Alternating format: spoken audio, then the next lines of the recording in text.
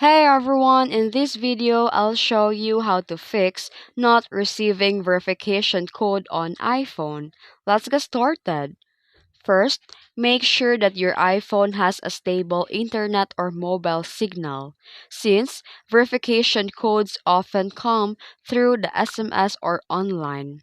Next, go to the settings and click the messages and ensure that iMessage is turned on. Then check the settings and select notifications, and then here scroll down and tap messages and make sure that notifications are allowed. If you're still not receiving codes, try restarting your phone and check if your SIM card is working properly, or try inserting it into another phone to receive the code. If the code is sent via email, check your spam or junk folder.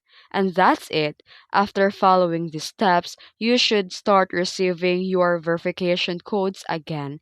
If you found this video helpful, don't forget to like and subscribe for more tutorials. Thanks for watching.